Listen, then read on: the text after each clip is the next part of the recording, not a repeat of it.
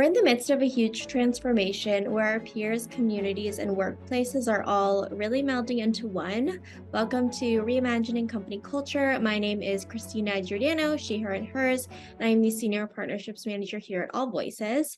Today, I am super excited to welcome our next guest onto the interview series, Tabitha Calhoun. She is the Director of Diversity, Equity, Inclusion, Belonging, and Engagement at Stack Overflow.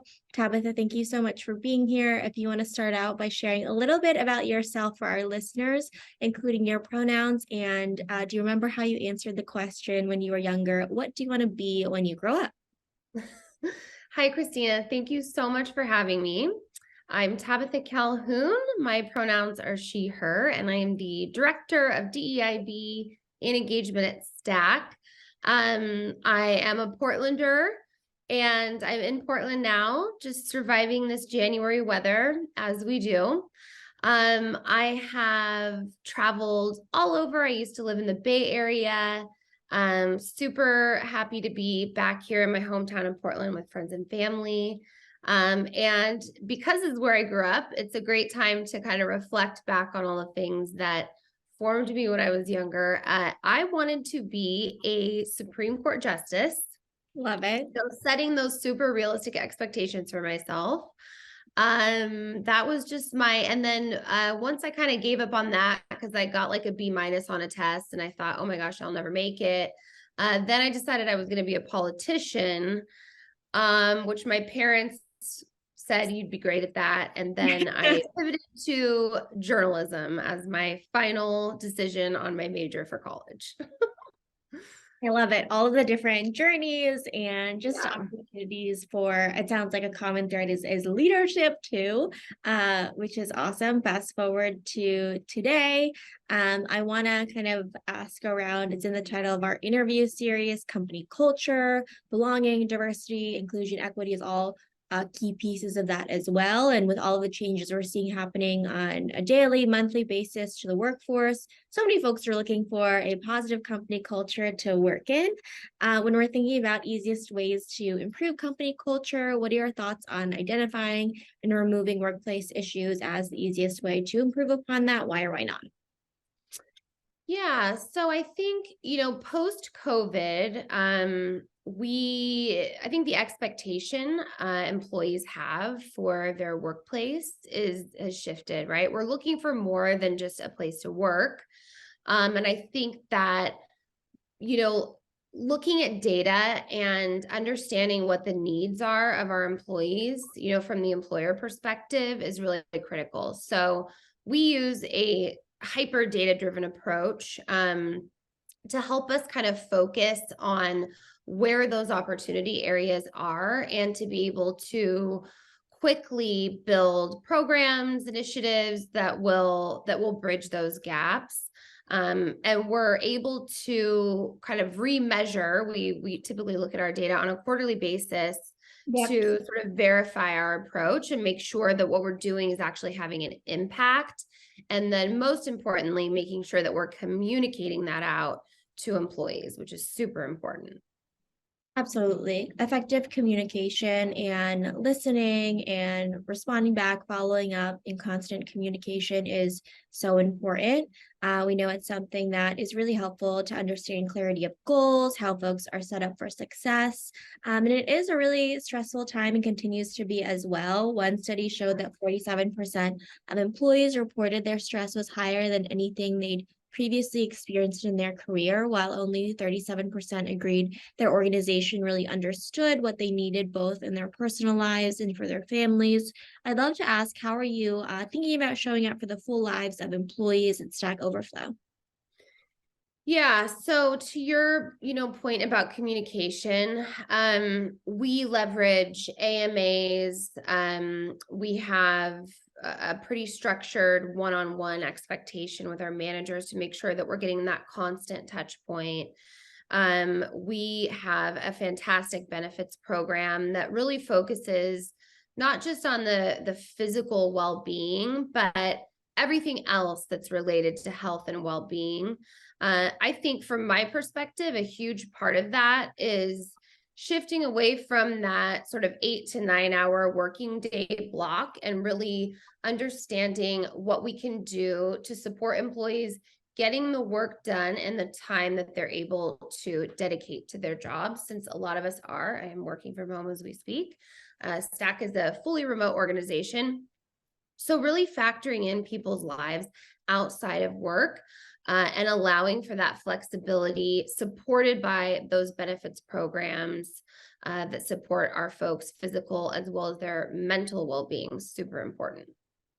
Yeah, I think that's something that people are definitely looking for in terms of that understanding flexibility in schedules, working really efficiently, working Yeah. smarter, longer, and really looking at where they can kind of learn new skills and grow too. I know in preparation for this call, I was learning a little bit more about Learn, Share, Grow days. Can you tell our listeners a little bit more about kind of those goals and results that you've seen for folks who aren't familiar? Yes. Initiative that's super close to my heart. So engagement, we have, as many companies do, an annual engagement survey. We use a terrific tool to do that, and we take action based on those results as an organization, and then also at the department level. From last year's engagement program, one thing we found is that our people really are incredibly interested in development opportunities, but it's really difficult for them to find the time. And so we made the ask of our senior leadership team, what if we gave people that time and then we built a learning ecosystem that would support people using it? And they were incredibly supportive. They loved the idea.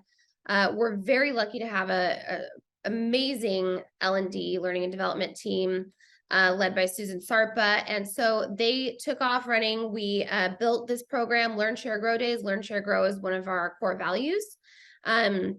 We do quarterly blocks. So 1 month is company-wide. So we might bring in a guest speaker. We've had some terrific guest speakers and more coming this year or later this year. We have a department level day. So it's really about developing skills for your team, whatever that might look like. And then we have the individual development day. We use a learning ecosystem called My Academy, powered by Degreed. We have over, I think, close to 65% of our company, and rising every day, is engaging with that platform on a super regular basis. So building that time, but then supporting it with resources has been something that's just going really well. I'm really excited. And we're going to see what happens with some amazing events we have planned for this year. That's awesome. And I like what you said about a learning ecosystem, how it's not just one kind of opportunity or program, really allowing folks to opt in and choose those paths as well and really be Right. engaged at Stack Overflow too. Another way you could feel engaged as a former ERG leader, I love this option as well, but our employee resource groups, communities within your company. Can you share a little bit more about what the role of employee resource groups are at the organization and what is kind of not that role as well? Yeah. So I joined Stack, it's been a little over a year, and they had a really robust ERG program when I walked in the door. I think at the time we had 5 or 6 ERGs. We've now developed a couple of different types of ERGs to support the growing interest in participating. We rely on our ERGs as critical business partners in our strategic initiatives for DEIB. So while they're there to provide social interaction, support for members, fun, there's a lot of fun that we have in our ERGs. It's also important to recognize that there is a true business value return from the work that they're doing. And so I think I like to coach our leaders into understanding that they're not the party planning committee. They're not here to solve all of our problems when it comes to DEIB or engagement, Right. but really to help advise, direct, and amplify the good work that we're doing. So incredibly valuable business partners that we couldn't do without. Yeah, absolutely. It's part of the mission of the organization and carrying out the goals and kind of creating that community as well, especially for folks who are leaders within the ERGs too, and building upon what we've Mhm. been talking about for learning and growing and professional development. What are those paths for ERG leaders and other members at Stack Overflow as well? Yeah, that's something we're working on this year with the L&D team. So we're going to use our learning platform to build a learning path, as we call them, that any current or future ERG leaders will participate in. It's going to help us by, further reinforcing that these are real skills, right? That leadership skill is something we can develop. It has a major value return to the business. And so building that path so that we can start factoring that into things like performance, right? Are you participating in an ERG? Do you lead an ERG? And really understanding the value that has on our organizational and individual performance. So that's something we're hoping to kick off in the next 4 to 6 months. Stay tuned. It's going to take a little bit of work, but yes, developing those leaders is a big focus for us this year. Yeah. And, understanding that leadership is something just like any other skill. It's something that's practiced, it's learned. Everyone has a different type of leadership style as well. And those resources and opportunities to learn how to be a great leader and cultivate that is also critical too. I'm sure this is done both formally and informally. How are ERG leaders recognized, rewarded, and potentially compensated as well? Yeah, so we've approached the compensation conversation. It's something a lot of organizations are doing. We decided collectively, it was a little before my time. The group did not want to be financially compensated at the time. They felt that the work that they're doing is something that they're dedicated to, and for the time being, we wanted to revisit that conversation, recognizing those leaders through performance metrics, informally through shout outs and dedicating time for ERG events, visible support from our senior leadership team and attending, leading those events is something that's really important to us. We have an annual meetup, an offsite meetup where almost 80% of the organization attends. So it's a pretty big moment. And we weave in that ERG recognition throughout that in-person event so that it's hyper visible. So those are just a few ways that we recognize the work of those leaders. That's awesome. Have you seen in terms of, thinking about the learning paths and the opportunity to get involved with ERGs, either programmatically or as a leader, or a member with retention of employees overall? Yeah, so we have our lowest turnover rate in history. Wow. And, I'm not going to say it's from all of the work that we've been doing, but, you can look at these different data points, right? So the work we do around engagement, the expansion of our ERGs, and really embedding those in critical business initiatives. We've developed, continuous learning. We've got all kinds of programs. And so you can correlate that with some other trends we're seeing, right? Where our employees are happy and they're sticking around. And I'm sure there's more to it, but I like to think that part of that super low turnover rate is because of all the work we're doing around culture. Absolutely. I think culture, when you are talking about empowering folks to do their best work, feeling like you belong at an organization, that your manager is listening to, their opportunities to connect across departments, is it all relates to the recipe of retention, key ingredients. What is your philosophy? We get a lot of questions around how do we know we are doing a good job measuring diversity, equity, inclusion, belonging initiatives and strategies, knowing that it's different at each organization. We don't want to over rely on metrics or check a box to say, we're not going to work on belonging in 2025. What has been really helpful in kind of keeping a pulse on what's working, and what needs to be further invested in? So we're sort of, I would say when I joined, we were early in the data gathering journey. So we really had to start with building those kind of baseline reporting factors.